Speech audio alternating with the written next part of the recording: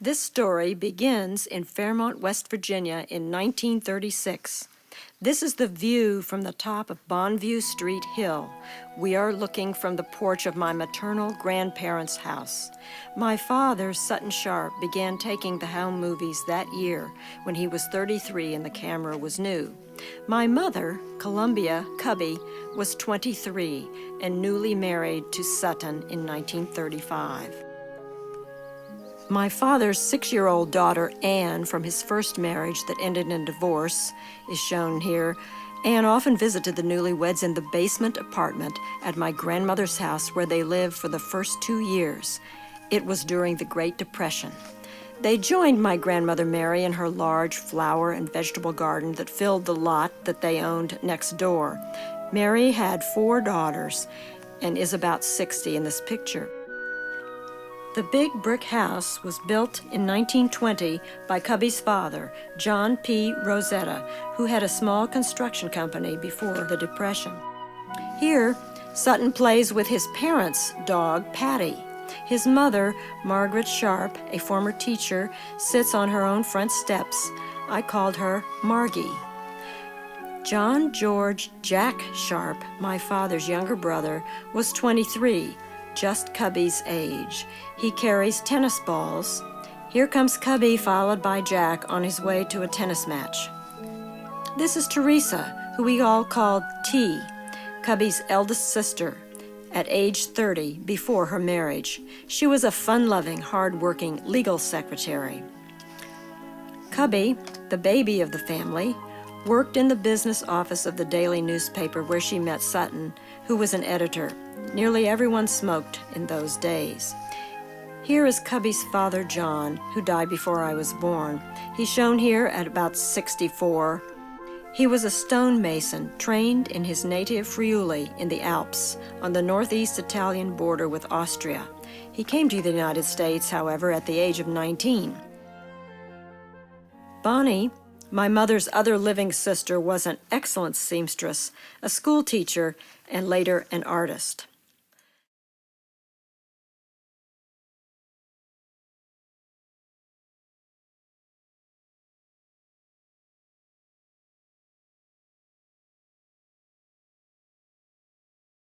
Summer found Sutton and Cubby at camp up the Tigard River Valley for a holiday at Benton's Ferry with friends.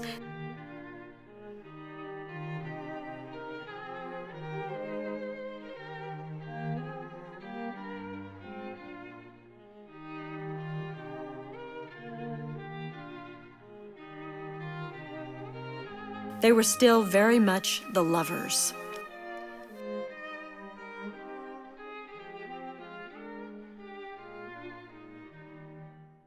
Back in town, my grandfather Pop, or Poppy Sharp, continued to give a home to Anne. Here is Cubby and Sutton together again. Fairmont's railroad station was on the west bank of the Monongahela River. Here it is on October 1st, 1936, well before the arrival of the presidential train. This is the old school building that was home to the Fairmont Times and the West Virginian, both daily newspapers my father worked for. I well remember climbing the steps up this building, going in the door and upstairs to the morgue where I read bound volumes of old newspapers, the funny pages, of course, and I read years of the comics at a time while my father was working. Adams Street was bustling in 1936. Crowds and a brass band had gathered at the railroad station next to the sign that says, "We will elect Roosevelt again." Franklin Delano Roosevelt was running for his second term and was widely popular for his many jobs programs to fight the Depression. The train has arrived, and Roosevelt appears at the mic and the podium at the end of the last car. One of the men on Roosevelt's left may be Democratic Senator Matthew M. Neely, who was also running for re-election. My father revered Senator Neely and knew him well. We can imagine the pep talk Roosevelt gave. Few knew he had to be held up to the podium with strong braces on his paralyzed legs. after a devastating attack of polio in earlier years. Sutton covered the event for the newspaper. Happy days are here again, the skies above are clear again. Let us sing a song of cheer again. Happy days are here again. All together shout it now, there's no one who can doubt it now. So let's tell the world about it now. Happy days are here again. Your cares and troubles are gone. There'll be no more from now on. The train suddenly pulls away, and FDR waves a goodbye. He was re-elected not only in 1936, but 2 more times to become our longest-serving president, guiding us not only through the Great Depression, but World War II. My grandfather Sharp was at that whistle stop, even though he was a lifelong Republican. That same year, my father and mother took Anne and went to New Philadelphia, Ohio, to visit my great-grandparents, the George Washington Sharps. This was hometown to both my father's parents and grandparents. Great-Grandma Sharp had the reputation of being jolly, strong-willed, and a great cook. Great-Grandpa Sharp had a cigar store in town with a room behind where he and other employees rolled Sharp Double Dutch cigars that were called stogies at the time. He sold these around central Ohio. The family said he always had a twinkle in his eye.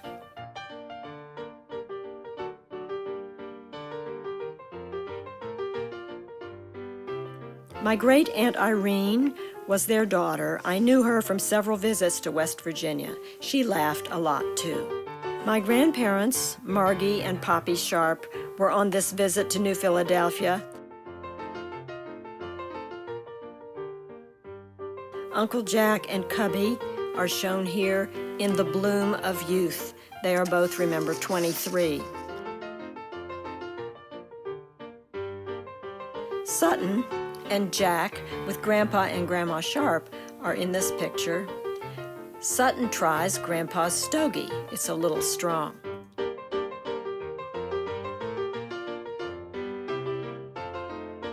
Grandpa Sharp rolls a stogie for the camera with his old but very deft fingers while securing the tobacco leaf wrapper.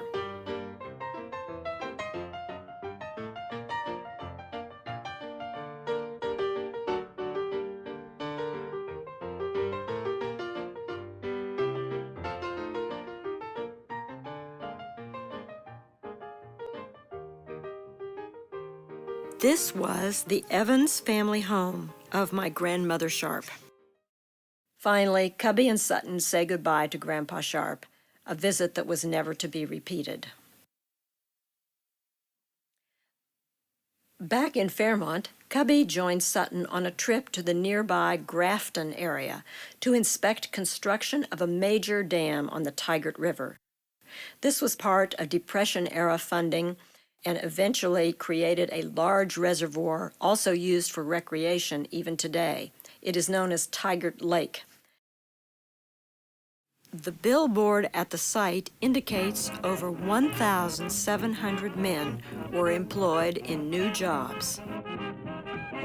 The dam, of course, flooded bottomland, and some people undoubtedly lost their farms.